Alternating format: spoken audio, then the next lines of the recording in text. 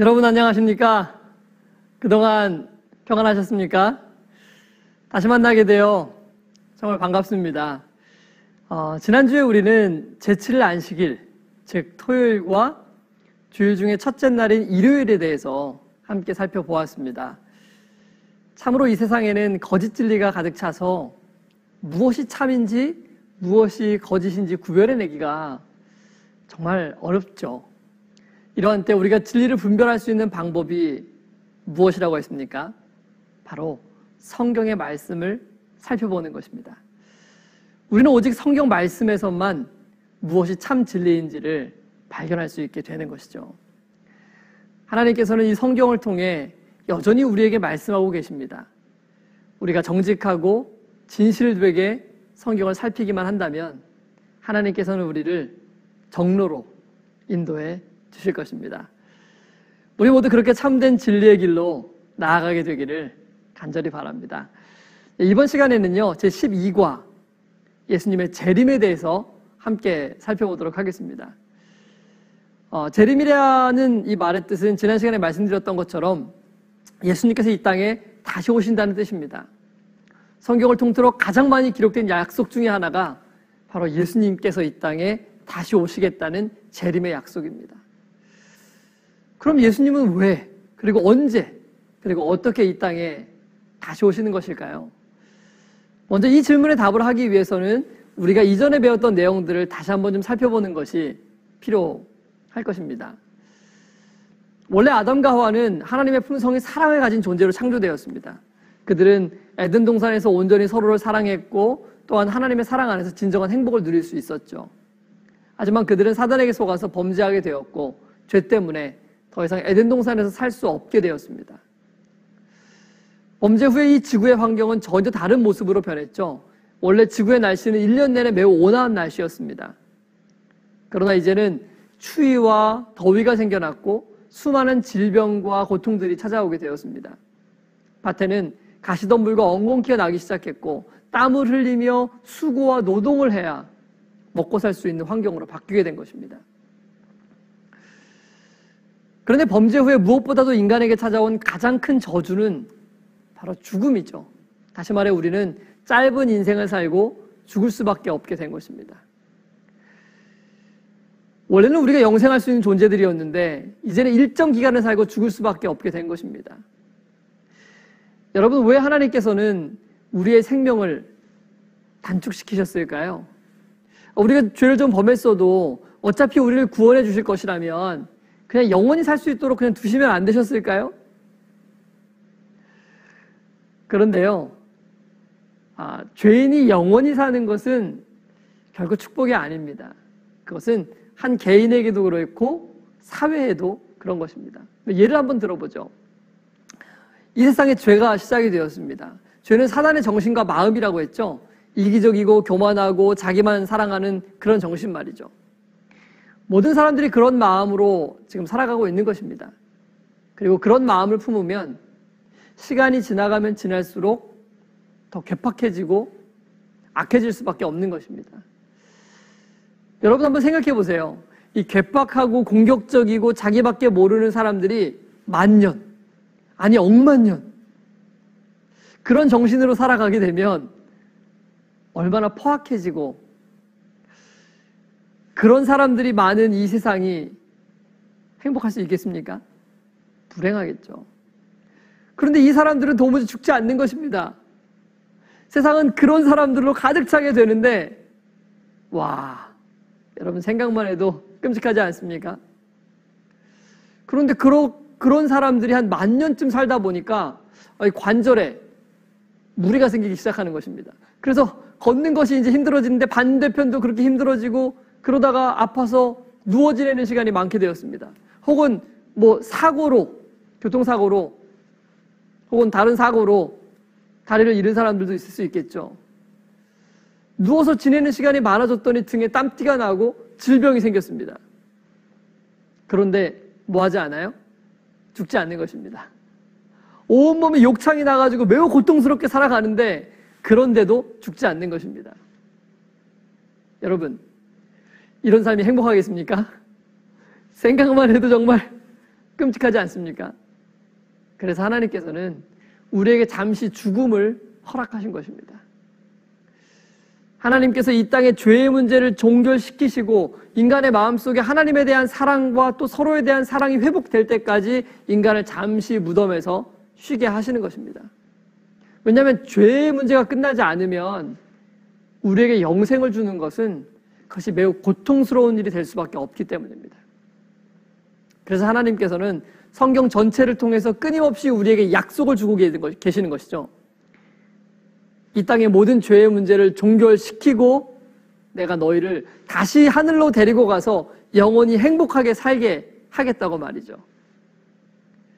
그리고 하나님께서는 지구 역사 6,000년 동안 지금 그 일을 계속 끊임없이 하고 계시는 것입니다.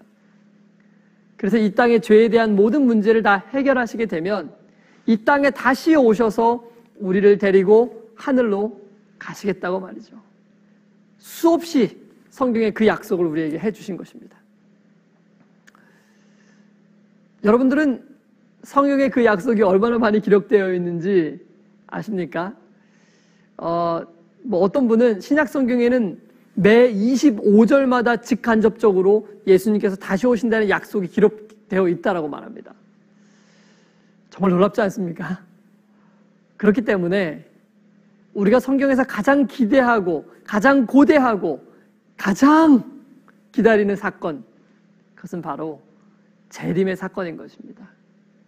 이 재림의 사건이야말로 처음 범죄 때부터 시작해서 인류의 마지막 때까지 이를 때까지 식물이든 동물이든 사람이든 가장 고대하고 가장 기다리는 그런 사건인 것입니다. 인류 죄악의 역사가 모두 끝나게 되고 우리는 우리가 잃어버렸던 행복과 영생을 되찾게 되고 다시는 죄가 없을 그 에덴 동산에서 영원히 행복하게 살게 되는 것, 그것이 바로 재림의 사건인 것입니다. 여러분 어떠십니까? 그 재림이 빨리 오기를 손꼽아 기다리시겠습니까? 그런데 어떤 분은 그렇게 생각하실 수도 있을 것입니다. 아니, 사람들이 그렇게 기다리는 사건이라면 왜 예수님 빨리 오시면 되지 왜 안 오고 계시는 것입니까? 이미 2000년 전에 예수님께서 십자가를 지시고 우리의 죄를 다 용서해 주셨다고 하셨잖아요. 그럼 죄의 문제가 다 끝난 것 아닌가요? 이제 사단이 얼마나 흉악한 존재인지도 다 드러나지 않았나요? 그러면 어서 사단을 심판하시고 우리를 하늘로 데려가시러 오시면 되는 것 아니겠습니까? 네, 맞습니다. 이미 사단과의 모든 전쟁은 다 끝이 났습니다. 사단은 완전히 패했고 하나님께서는 우리를 구원하셨습니다. 그래서 예수님께서는 부활하시자마자 믿는 사람들을 데리고 하늘로 다 가실 수 있으셨죠. 그리고 믿지 않는 사람들을 다 멸망시키고 이 지구를 다시 행복한 곳으로 십자가 사건 이후에 즉시로 그렇게 하실 수도 있으셨습니다. 그러나 일부러 그렇게 하지 않으신 것입니다. 왜냐하면 아직 하나님을 모르는 사람들이 너무나 많기 때문입니다. 예수님은 지구상에 있는 사람들이 예수님의 이야기를 듣고 각자가 예수님을 섬길지 말지를 선택할 수 있도록 시간을 주기 원하셨던 것입니다. 그래서 지금까지 이렇게 오랫동안 사람들이 선택하도록 기다리고 계시는 것입니다. 여러분, 예를 들어가지고 만약 예수님이 작년에 재림하셨다라고 생각을 해보겠습니다. 그러면 이제서야 막 말씀의 향기를 공부하시면서 하나님을 배우기 시작한 여러분은 어떻게 되셨겠습니까? 생각만 해도 아찔하지 않습니까? 예수님께서는 온 인류가 이 예수님에 대한 이야기를 듣고 각자가 누구를 섬길지를 선택할 때까지 지금 기다려주고 계시는 것입니다. 아직도 이 지구상에는 예수님이 누구인지도 들어보지 못한 수많은 사람들이 여전히 살고 있기 때문이죠. 그래서 예수님께서는 하늘로 승천하시기 전에 제자들을 다 불러다 놓고 이렇게 말씀하셨습니다. 그러므로 너희는 가서 모든 족속으로 제자를 삼아 아버지와 아들과 성령의 이름으로 침례를 주고 내가 너희에게 분부한 모든 것을 가르쳐 지키게 하라. 볼지어다 내가 세상 끝날까지 너희와 항상 함께 있으리라. 내가 세상 끝날까지 너희와 항상 함께 있을 테니까 너희는 이제 세상으로 나가서 사람들에게 내가 다시 온다는 이 소식을 알려주라는 것입니다. 예수님께서 이미 십자가에 달려 돌아가시면서 우리의 모든 죄의 문제를 해결해 주셨다는 사실을 알려주라는 것입니다. 그래서 누구든지 그 예수님을 주인으로 섬기기로 선택하기만 한다면 우리의 모든 죄가 용서받을 뿐만 아니라 예수님께서 다시 오시는 그날에 우리가 잃어버렸던 그 행복한 에덴 동산으로 돌아갈 수 있게 된다는 사실을 알려주라는 것이죠. 그래서 예수님께서는 오늘도 여전히 기다리시고 또 기다리시는 것입니다. 한 영혼이라도 더 예수님의 사랑을 깨닫고 그 사랑에 반응하고 예수님을 사랑하게 되기를 바라는 것입니다. 왜냐하면 우리의 죄된 마음이 하나님의 사랑을 깨달을 때만 하나님께서 우리의 삶의 주인이 되어주실 수 있기 때문입니다. 그 사랑을 깨달은 사람들만이 오직 영원토록 하나님만을 주인으로 섬길 수 있기 때문인 것이죠. 하나님을 사랑하지 않는 사람들에게는요, 천국이 정말 지루한 곳이 될 것입니다. 그들에게 하늘나라는 불행한 곳이 될 거예요. 하나님의 사랑을 이해하거나 깨닫지 못한 사람들은, 그래서 하나님을 최고로 사랑하지 못하는 사람들에게는 사랑하지 않는 예수님과 1, 2년도 아니고 10년, 20년도 아니고 수천만 년도 아니고 영원토록 함께 살아야 된다는 것은, 여러분, 그게 저주가 아니고 무엇이겠습니까? 그래서 하나님께서는 하나님의 사랑을 깨닫지 못하고 결국 하나님을 거절하는 사람들을 마지막 날 하나님 나라에서 제외시켜 주시는 것입니다. 그것이 그들이 바라는 것이니까요. 왜냐하면 하나님은 결코 강제하지 않으시는 분이시기 때문입니다. 그래서 성경은 끊임없이 우리에게 이 은혜의 시간에 예수님을 사랑할 수 있는 법을 배우라고, 그리고 예수님을 주인으로 모시라고 우리를 초청하고 있는 것입니다. 자, 우리는 이제 결코 머물거릴 시간이 없습니다. 우리는 하나님의 이 사랑의 초청에 즉각 반응하고 응해야 하는 것입니다.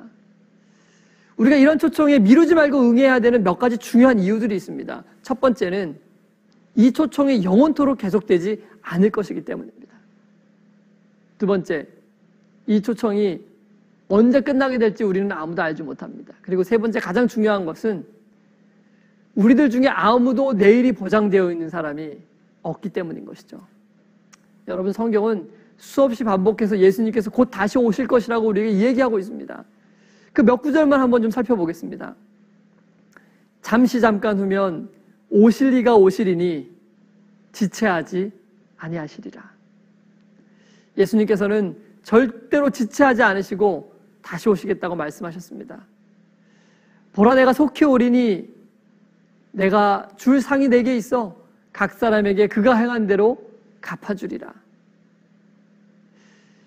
예수님의 다시 오신 이 사건은 누군가에게는 매우 복된 소식이 되겠지만 또 어떤 사람들에게는 매우 절망적인 사건이 될 것입니다. 왜냐하면 자신의 모든 죄가 낱낱이 드러나게 되고 심판대 앞에 서게 될 것이기 때문에요. 그리고 우리가 행한 모든 죄들에 대하여 우리가 스스로 책임을 져야 할 때가 올 것입니다. 볼지어다 그가 구름을 타고 오시리라. 각 사람의 눈이 그를 보겠고. 모든 사람들이 예수님의 얼굴을 보게 될 것입니다. 어떤 사람에게는 그 얼굴이 매우 자애롭고 사랑이 넘치시는 분으로 보이겠지만 어떤 분들에게는 예수님의 얼굴이 가장 두렵고 무서운 분으로 보이게 될 것입니다. 이와 같이 성경은 예수님께서 분명히 다시 오실 것이라고 수없이 되풀이해서 우리에게 약속하고 있습니다. 성경에 기록된 수없이 많은 예언들은 모두가 다 성취되었습니다. 이제 남아있는 예언들은 몇 개 되지 않습니다.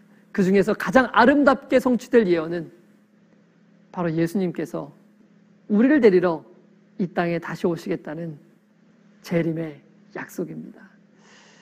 여러분은 그 재림의 날 예수님을 맞을 준비가 되셨습니까? 그렇다면 오늘 예수님을 여러분의 구주로 모시기로 선택하십시오. 예수님께서 여러분의 죄를 대신 해결하시기 위해 2000년 전 자신의 생명을 내어주셨다는 것을 믿게 되시기를 바랍니다. 그리고 이제는 예수님만을 오직 여러분의 구주로 선택하게 되시기를 바랍니다. 하나님께서 함께 하셔서 예수님께서 다시 오시는 그 재림의 날 여러분과 그리고 제가 꼭 영광의 주님을 기쁜 얼굴로 뵙게 되기를 바랍니다. 다음 시간에는요, 제13과 예수 재림의 징조에 대해서 살펴보겠습니다. 이토록 중요한 예수님의 재림, 하나님께서는 결코 우리가 아무런 준비도 없이 갑작스럽게 예수님의 재림을 맞이하도록 그렇게 계획하지 않으셨습니다. 성경을 통해 예수님께서 재림하시기 직전에 어떤 징조들이 있을 것인지를 우리에게 자세히 알려주셨죠. 그런 징조들 중에는 사실 많은 징조들이 이미 성취가 되었습니다. 예수님께서 재림하시기 직전에 어떤 징조들이 있을 것이며 우리는 그 징조들을 바라보면서 이 재림을 어떻게 준비해야 될지 여러분 궁금하지 않으십니까? 다음 시간에 다시 찾아뵙겠습니다. 안녕히 계십시오.